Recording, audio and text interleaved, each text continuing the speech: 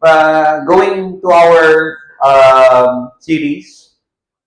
Today, ilang minuto ako meron. Kasi we're gonna apply what we've been learning for I think 2 weeks na for this series, no? And our series, tuloy-tuloy ito. Let's go. Okay? Ignite discipleship and multiply God's kingdom. Of course, meron din ang church. And I think today, yun ang message ngayon ni Pastor Benji about our theme for the 41st anniversary ng ating church. So, pag sinabi kong ignite discipleship, multiply God's kingdom, sisigaw ninyo, let's go. Okay lang ba yun? So, when I say ignite discipleship, multiply God's kingdom, you will say, let's go! Parang wala namang kinain. Sino hindi nag-breakfast? Again, okay? I say ignite discipleship, multiply God's kingdom. Malakas dapat, ha? This time talagang full of energy dapat, full of adrenaline. Okay lang ba yun? Parang wala pa rin, yes. Okay, let's see kung sino pinakamalakas na small group ang magsasabi ng let's go, di ba? Anyway, let's go. Okay, ignite discipleship, multiply God's kingdom. Sabi ko lakasan lang, hindi naman habaan. Okay, but anyway, thank you so much. Yan, dapat ganyan lagi.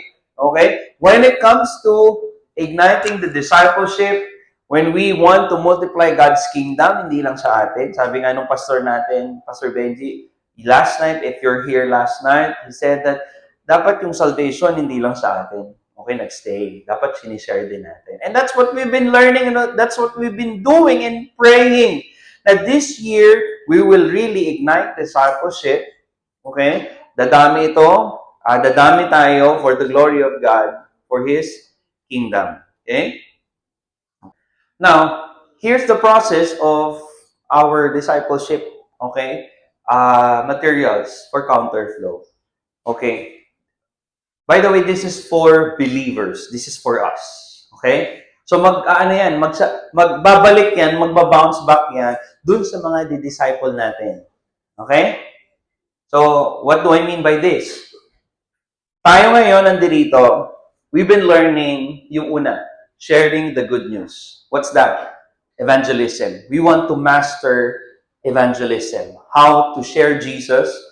How not just only to pray, care, but to really share. To point people to Christ. And that is evangelism. So, yun yung tinitake natin ngayon, pangalawang topic natin. Now, right after this is fun, this is challenging part, kasi ito yung pinakamahabang proseso. What's that? The letter E. Can you say it with me? Engage. Ito yung marami sa church, no?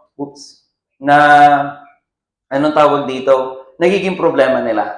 Kasi, ang akala nila is, ang task ng church is to convert people. What do you mean to convert people? Just, invite people and then they will accept the Lord Jesus Christ and then boom, we're done.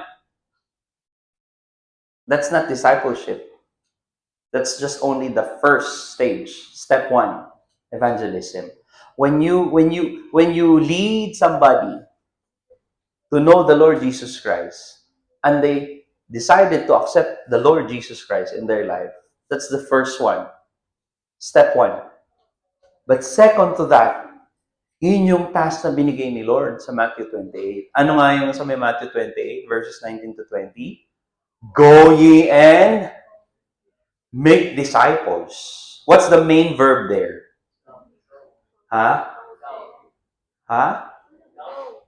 Hindi nyo pa rin Make disciples. Okay?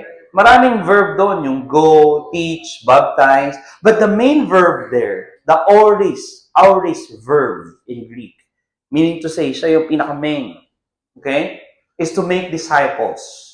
And Christ gave the mandate to the disciples and to the apostles. Okay? And now, in our time, the church.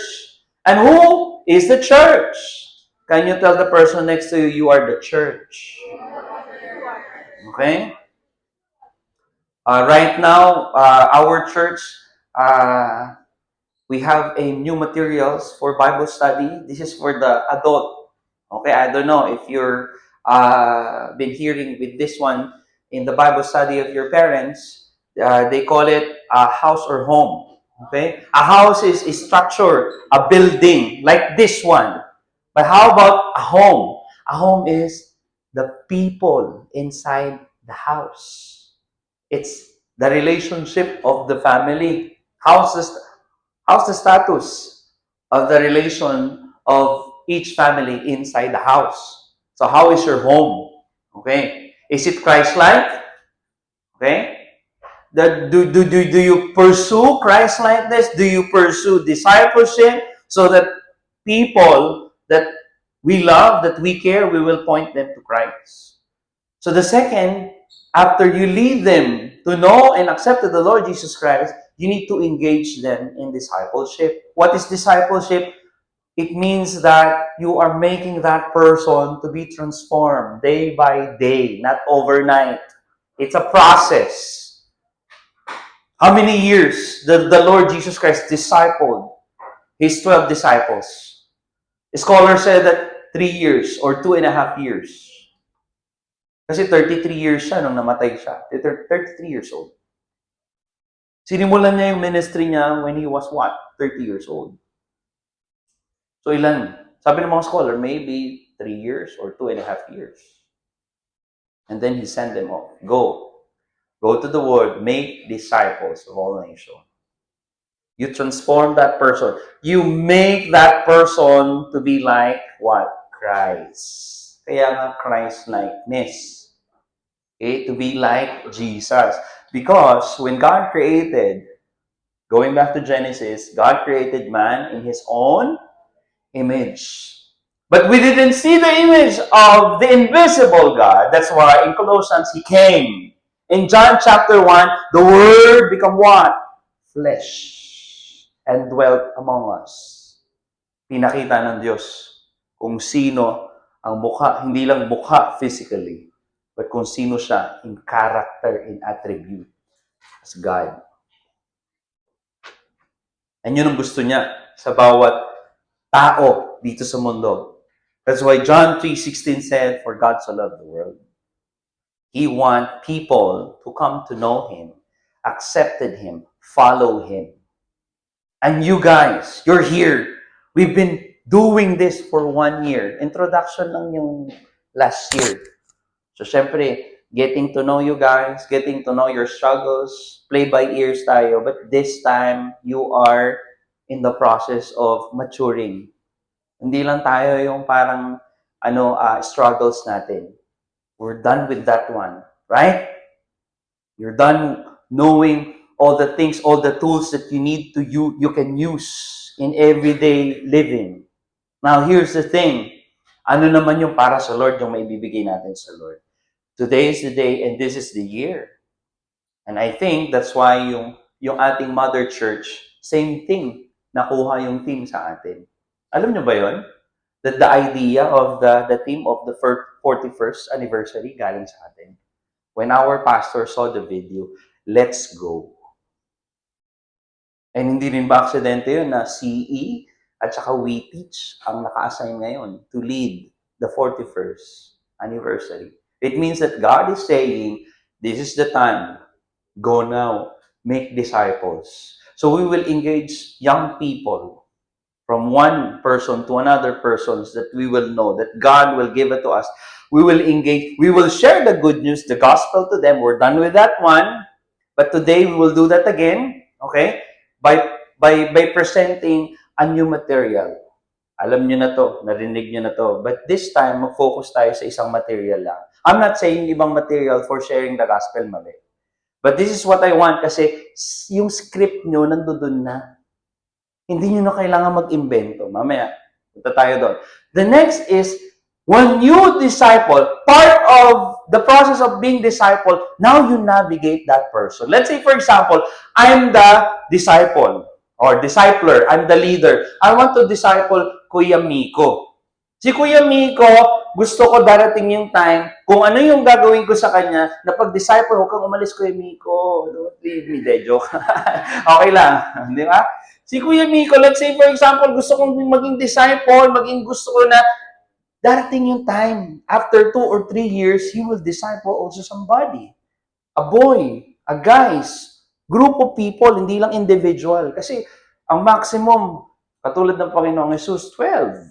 Bakit 12? Pag lumampas na yun, ang hirap nang i-handle yun.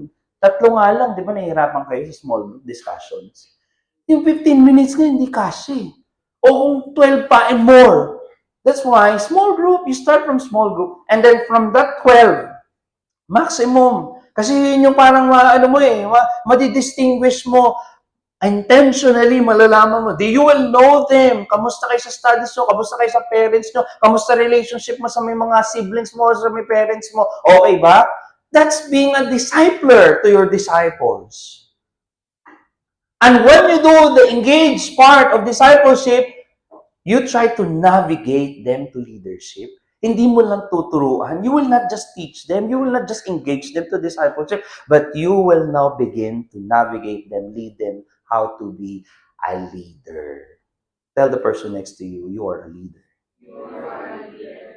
So, this is making a leaders now. And we're done with that. When you are done with that, when we finish that process, that's the time we can say, we're ready. We can dedicate you. We can send you wherever you want to go. Or maybe God will call you, go back to the Philippines when you study in universities and colleges. Hindi na sayang yung 2 or 3 years na nandito kayo. You know why? Na-build yung foundation sa inyo. So when you go to the universities, to the colleges, whether in the Philippines or international, you know how to disciple. Filipino or other expat. Okay ba yon? Okay ba tayo doon? So this will be the process. And pino-forecast ko na sa may 2 to 3 years ito. Sino sa tingin nyo na you think maybe 2 to 3 years nandito pa ako, pastor? Taas ang kamay. Nakabalik na, okay. How among you here, think, na parang, I think I'm gonna stay here pa longer, 2 or 3 years or 4 years. Taas ang kamay. Then, ito yung gusto nating mangyari. So, when you're prepared, when you go to somewhere else, or maybe go back to the Philippines, you know how to start a small group or discipleship group. Okay? We are on the first, yung first na process, sharing the good news. Okay? Now, the topic for this one is live loud. Can you tell the person next to you, live loud? When you say live loud, hindi lang mag-ingay. Bilang young people, talagang maingay ang young people. Tama ba? Yung pastor nyo, ang ingay eh. Diba? Burger! O diba ang ingay? But when I say live loud, hindi yung ingay lang na parang clanging cymbals. Meron bang wala rito cymbals eh. Pag yung cymbals ba, pag pinukpok mo ng pinukpok, mag-enjoy ka. Lalo pag hinihit mo ng malakas, wala namang kumakanta. Diba? Kaya sabi ni Paul, you're just a clanging cymbals. Walang purpose. You're just making not only sound, noise yun. Kapag ingay, yung tipong bothering na, ang sakit na sa may tenga. Diba? Kaya ako pag masakit sa may tenga, pinupuntahan ko yung sound engineer. Kaya buti lang si Kuya Allen nandito. Palakpakan naman si Kuya Allen. Last night, sinabi ko, Kuya Allen, pwede mo bawasan yung house. When I say house, yung house speaker, kasi lakas. Sabi ko, ang goal natin is hindi palakasan, palinawan. Nung hininaan agad ni Kuya Allen, linaw, ang sarap makinig ng awitin. Kasi ang ganda eh. Minsan, ganda ng tugtugan ninyo, rak-rakan to the max, di ba? Pati yung house, nakikisunod. So yung mga tao, yung mga tuloy, hindi na mga young people, imbis na mag-worship sa Lord, nakagano na lang. Oh, what's that sound? Is that worship? Noise na lang. But I want you, today, you live loud as you live for Jesus. Living as a follower of Jesus. Yes, maingay kayo. Pero yung ingay na yun, hindi yung ingay ng noise na galing sa mundo. Yung galing sa may kakiligan, ay, ang gwapa! Diba? Hindi ganun.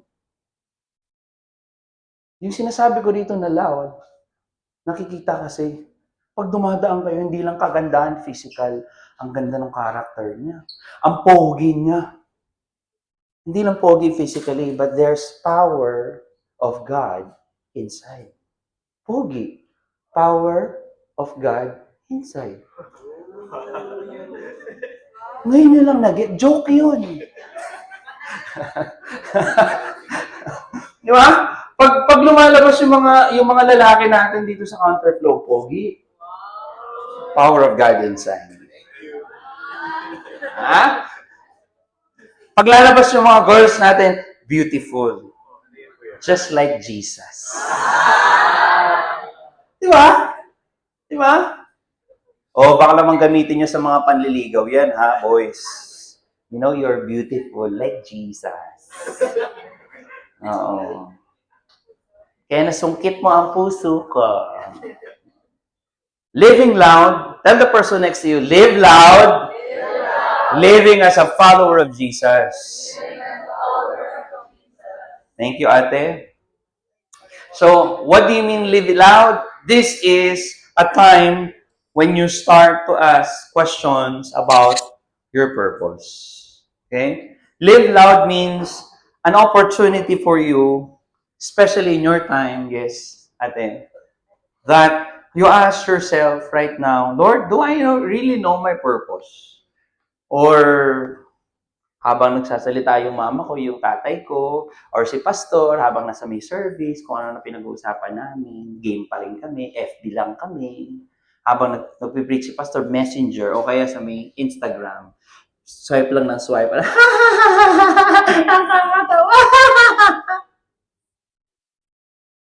Do you know your purpose? Do you know your identity? And do you make an impact dun sa mga tao sa paligid ninyo? Okay? That's being lived loud. You make an impact that will last. Hindi lang dito. Yung impact na yun, legacy yun. Kasi pag nandoon na tayo sa langit, makikita mo yung siniran mo. At pag nagkita kayo doon, that's loud. We're here! We're worshiping the Lord. Kaysa naman, andun ka, mag-isa ka lang, pero yung mga kaibigan mo, where are they? Ando doon sa may kabila, doon sa ilalim. No? Nananangis sila. Okay? Diba? Bakit sila napunta doon sa may hell? Eh, natutulog ka kasi. Inaantok ka eh. Bisihin mo yung katabi mo. Uy, wake up. Make an impact. Counterflow, you can make an impact and you can turn the world upside down to Jesus Christ. Amen? There's power. There's power in your word. There's power sa lahat ng gagawin natin if it's aligned sa Panginoong Jesus. If it's aligned sa gawa ng Banal na Espiritu. Okay? You are, counterflow, I'm telling you, you are at a crucial stage in your faith journey. Yun. Okay? Hindi lang namin kayo tinuturuan dito. I'm not just asking the leaders. Oh, invite nyo sila, tawagin nyo sila every Saturday, kailangan umaating kayo dito. Hindi ko kailangan ng attendees. Hindi kailangan ni Lord ng attendees. Kailangan ng Lord ng mga soldiers. Kailangan ng Lord ng followers who will make committed followers. Sino yon? Yung mga nasa alwada. Yung hindi mo kakilala. Or maybe kakilala mo, nasa school, hindi mo lang pinapansin. Try mo naman. May mga wala nga dito yung mga dati, yung mga in-invite natin. Chine-check nyo. This morning, I was able to call somebody na uma-attend, na nawala na lang. What? What's the purpose? I just want to know. Kamusta ka, ha? Young people, counterflow. Busy daw kasi yung family nila sa work. Kasi sa may events sila. Kayo ba kinamusta nyo? Babae yun. Okay? Hindi ko sasabihin yung pangalan. Maghirap kayo kung sino yun. Okay, ganun eh, no? Pero anong point ko dito? Do we really care? O doon lang sa mga kakilala natin, yung lagi natin kasama sa alwada, every after Saturday counterflow. O asa si third? Wala si third. Every Saturday, lagi kong kinakamusta si third. Kasi dapat ganun. Sino yung nag-invite doon? Kung hindi ka nag-invite, okay lang. Kung visitor natin siya, try. Pag sinabi kong face out, mga kapatid, ladies and gents, when I say the code face out, umalis ka dyan sa mga kasama mo, yung mga kagrupo mo, yung mga kakilala mo. Puntahan mo yung mga hindi mo kakilala. Lalong-lalo na yung mga first-timers. Lalong-lalo na yung mga bata. May mga bata dyan, yung mga boys. Nasaan na yung mga boys? Wala na. Meron dito eh. Yung ano ni si Nathan, wala rin. Yung mga maliliit pa lang, yung mga galing ng anong torch. Dapat yung mga ate, mga kuya, matatagal na kayo, dapat yun na inaalagaan nyo eh. Okay lang siguro talaga mag-set ako ng example. Sige, gagawin ko yun. Kasi yun din naisip ko eh, hanggat wala na nagsiset ng example, walang magpa-follow. So, let's begin. Okay? Mamimili ako. Basta, surprise na lang i-message ko. Mga lalaki, syempre, lalaki ako eh. No? I-message ko kayo. Now, this is my commitment that this year, yung small group na yon, nabubuuin ko. Magsiset tayo ng example sa counterflow. Now, hindi ko sinasabi ito para lang sa akin. Now, kung gusto ninyo today, hanap kayo ng mga small group. O yung mga small group nyo na ngayon, yun ang small group ninyo. And hayaan nyo, pag dumarating may mga bago, in-invite nyo, doon nyo ilagay. Katulad ni Ate Zian ba? Zian. Oh, si humble. Sorry di ba? Tinanong niya. Example lang, te. Ha? Para lang maano lang natin. Sabi niya, ang taray pa kanina, Pastor, hindi mataray yan. Sabi niya, Pastor, tatlo na po kami, nandun na po si Anya ba? Tama? Wala po si Anya kasi last Saturday, pero nandito na po siya. Pero may bago po, nag-join namin. 4 na kami, kasi sabi mo, 3 lang. Hindi, okay yan, kasi nga, na-build mo na yung rapport. Friend na kayo, di ba? Close na kayo. So, kailangan kayo nang kasama. So, sila na magkakasama ngayon. Pwede ba natin palakpakan si Lord? Yun. Hindi ko naman sinasabi, mag-agawan kayo pag may bago. Ay, ano yan? Hayaan yung mamili. Diba? Kung saan siya pupunta, kung saan magiging mapapalagay, ang alam mo, key doon, initiative. Pag lalaki, ang nakita mo bago, si third, kunyari, puntahan nyo. Diba? Let's make a small group. Let's make a commitment. This is to follow the Lord Jesus Christ. Not Pastor Edman, not the leaders. Kasi yun naman yung gusto ng Lord sa atin. Now, we are in the crucial point ng buhay natin. Why? Because when you go to college, I'm telling you, there's a lot of challenges and there's a lot of temptation. Pag wala kang accountability, and if you don't know how to make an accountability or small group, I'm telling you, it's easily for you to be swayed. Tama? Kasi hindi founded eh. O anong mayari? Sway doon sa may kaliwa, sway. May makitang temptation sa may kaliwa, sway. Now let's start this one.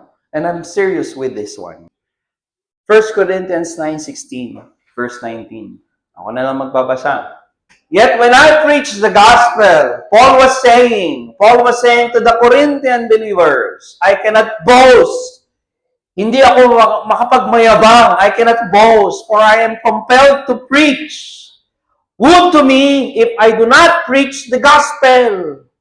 This is like an argument sa sarili niya and pinaparinig niya sa mga Corinthians. If I don't preach the gospel, woe to me.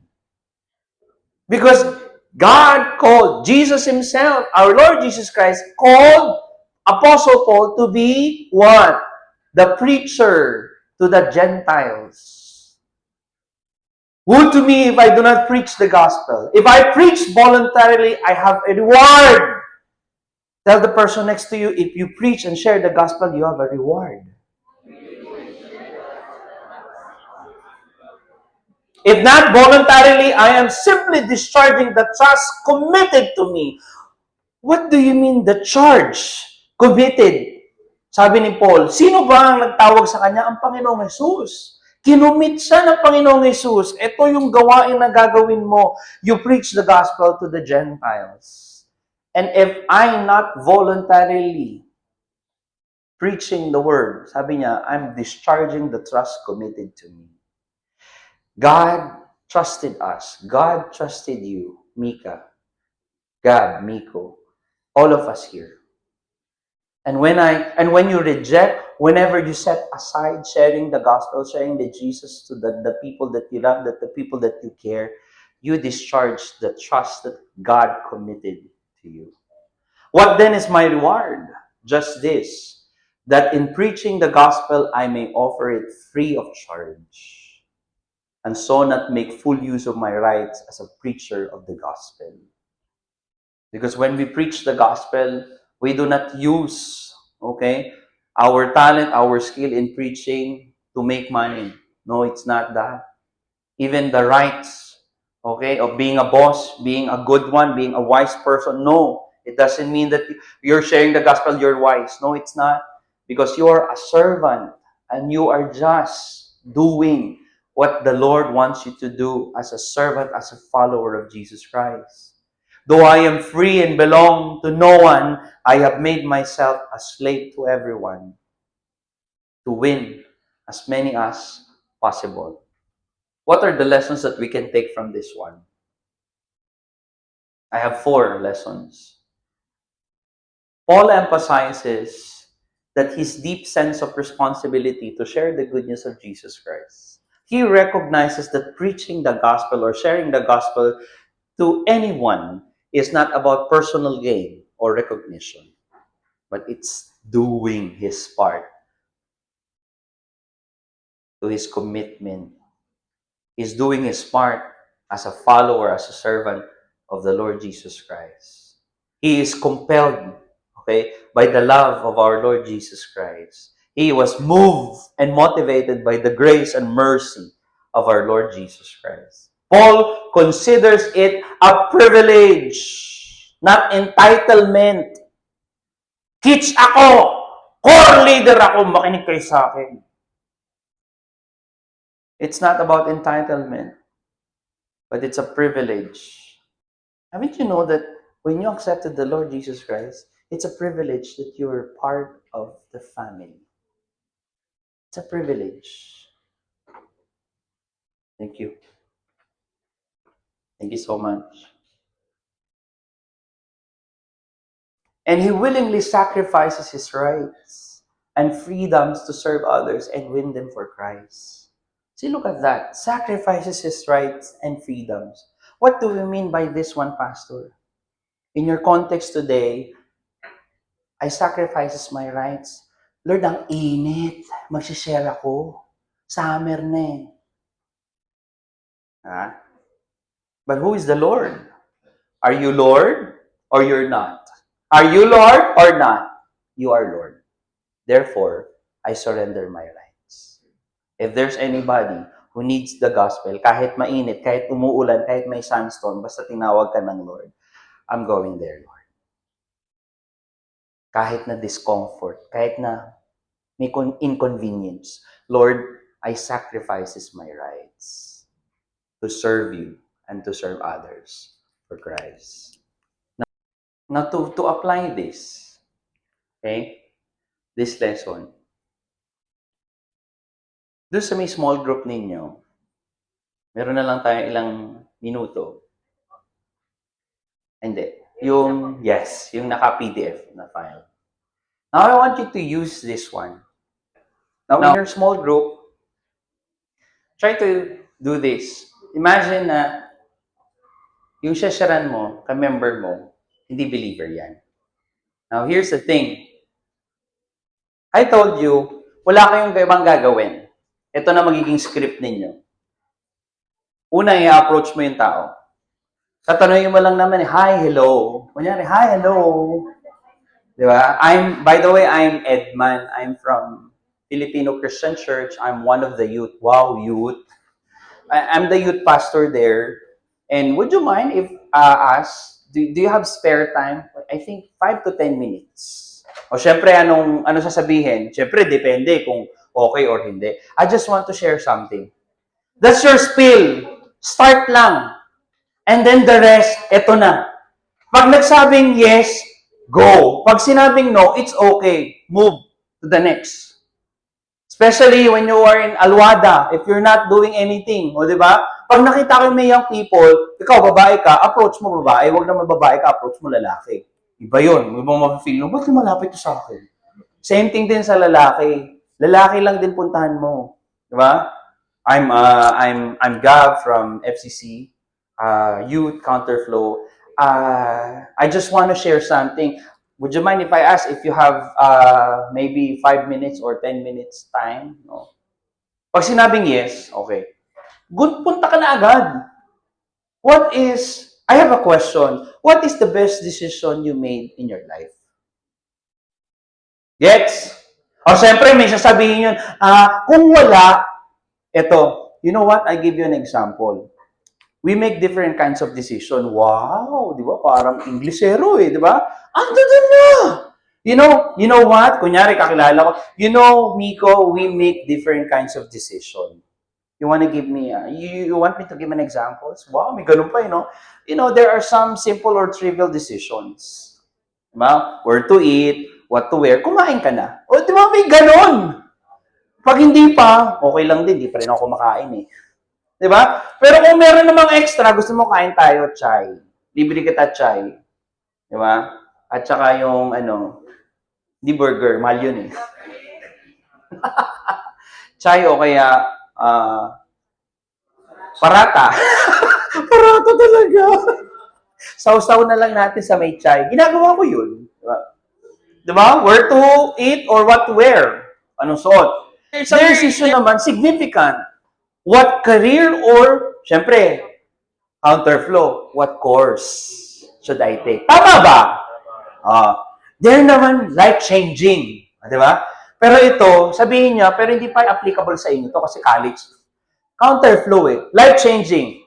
Who do I marry? Mas maganda, scrap nyo na yan kasi counterflow kayo Di ba? So, pag nagsagot, okay, syempre, next. You know what, today, Miko, you are about to make a decision that will impact you for eternity. O, di ba? Diretso. Really? Yeah, wait, there's more. Yeah. You know, first thing that you need to know, there are 4 important truths that you must know. O, di ba? Babaguhin mo lang. Yun na yung script. The first truth is that God loves you and He desires that you have eternal life with Him. Wow, parang theologian ng di ba? Tunog, di ba? Wow, galing Pero ando doon na yung script. At ang maganda nun, pabasa mo. Can you read? This is from the Bible. Dapat may Bible ka rin, plus itong tracts na to. Para papakita mo rin sa kanya. Ayan sa Bible yan, galing yan dito. Kinuha lang dito yan sa may 4 spiritual law. Sino nakakalam ng 4 spiritual law? Kinuha din yan doon. Ngayon, tinailor-made siya, mas madali, may script. Hindi mo na, ano ang sabihin ko sa una?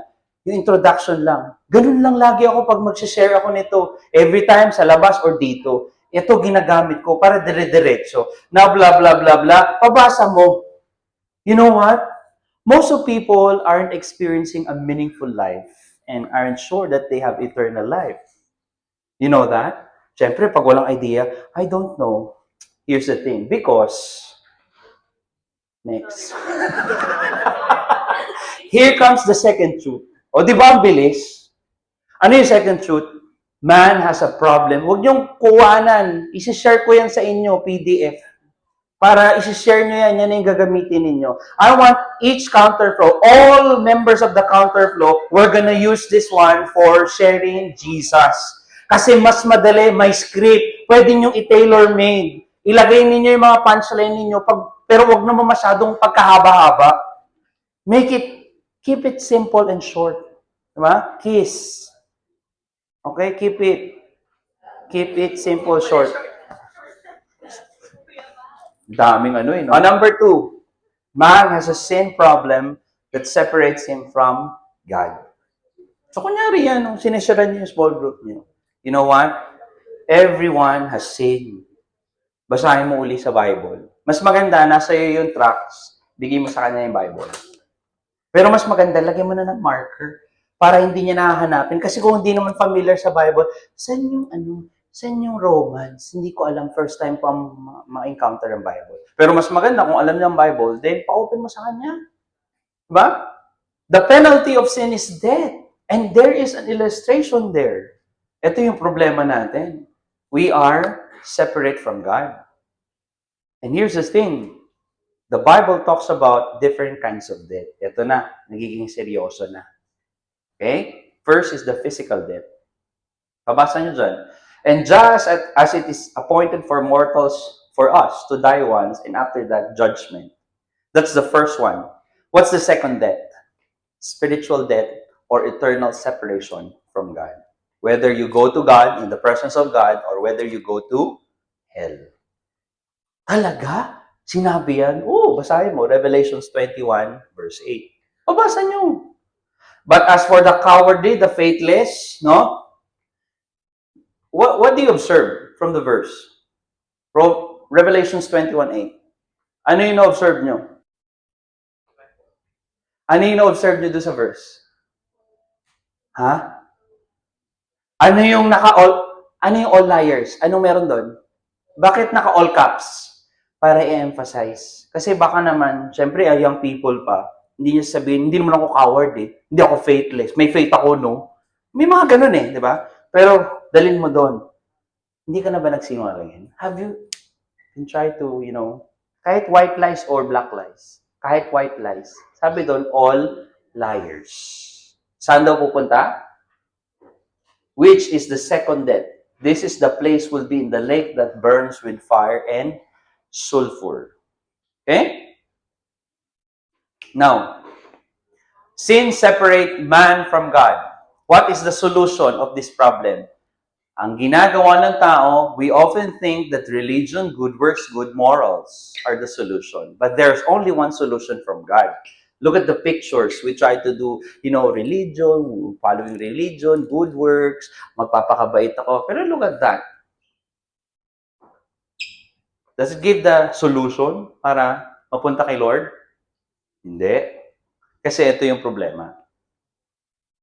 The third truth. Jesus Christ is God's only way to eternal life. So ito na, papasok ka na sa pointing sa Panginoong Hesus. Nagigets natin, pag-usapan natin yan, Miguel. Why? He is the only way. He completely paid the penalty of your sin. Kasi doon sa may pinakaunang-una, yung number 2 na truth. Diba? Romans 6:23 and Romans 3:23. No one can save himself.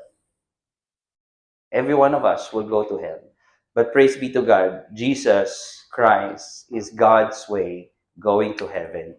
That's why, look at the picture. It complete yung bridge. Because of Jesus Christ, when He died, He gave us eternal life. Now, His resurrection that proves. Baka kasi skeptic. Whenever there's a skeptic na sinesharan mo nito.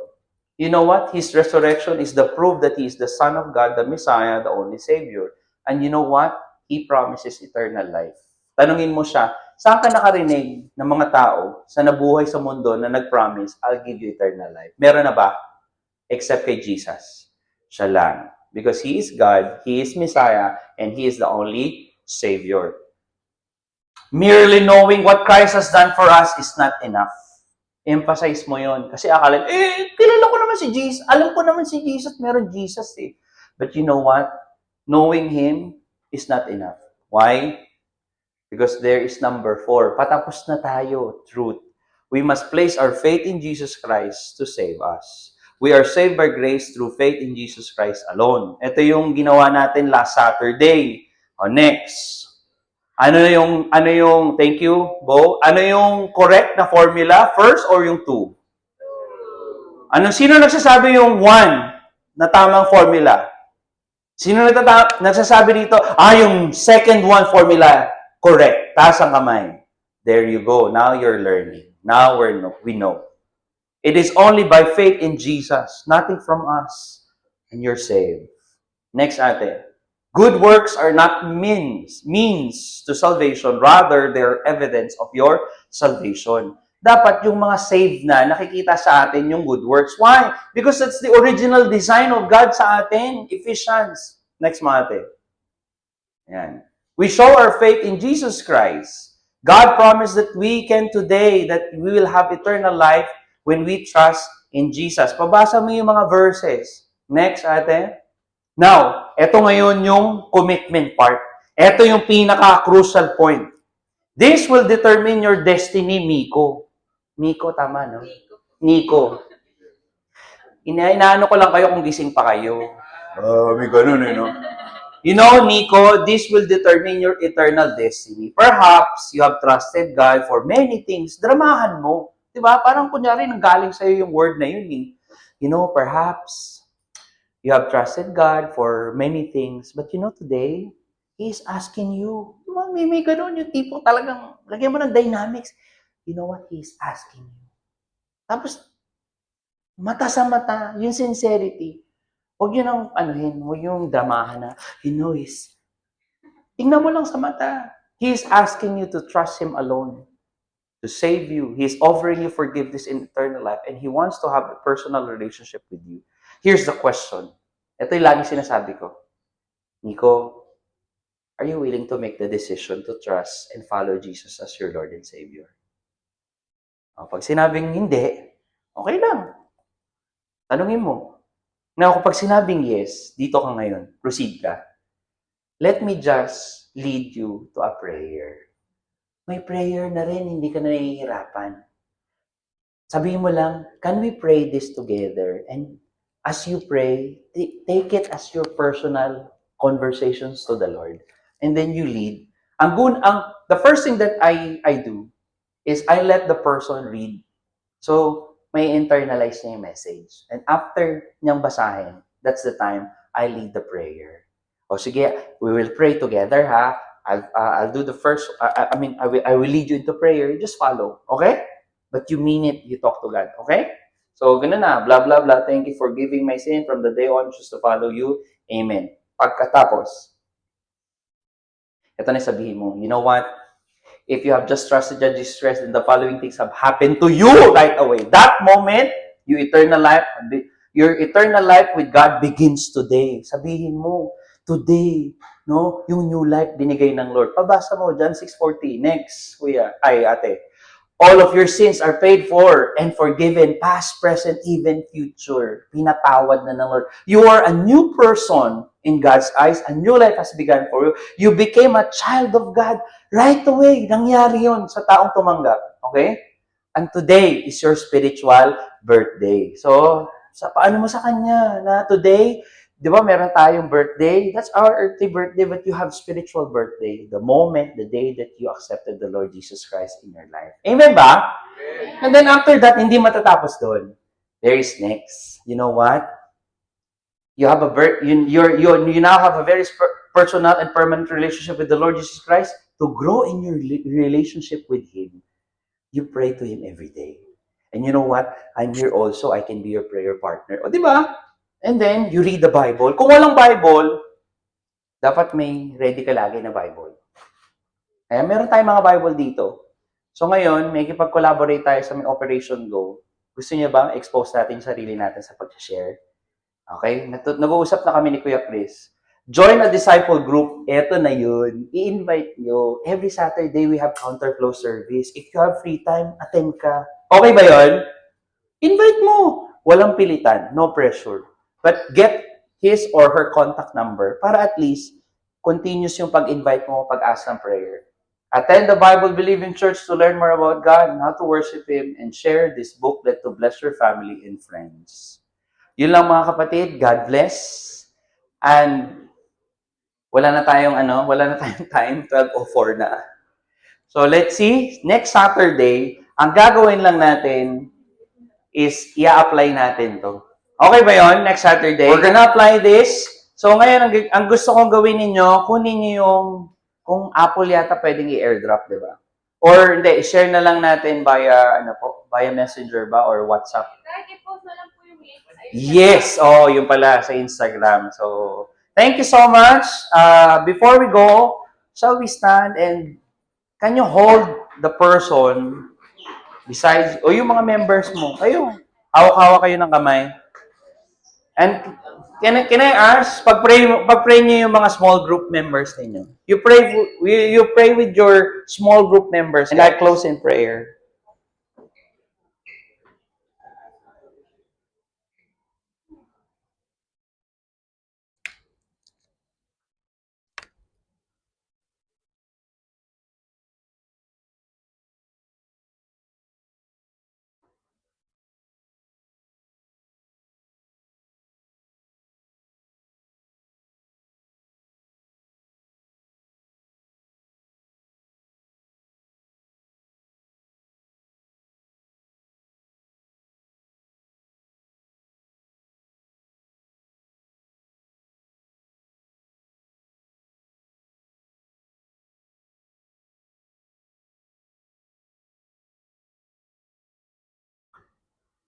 Father in heaven, we thank you for today.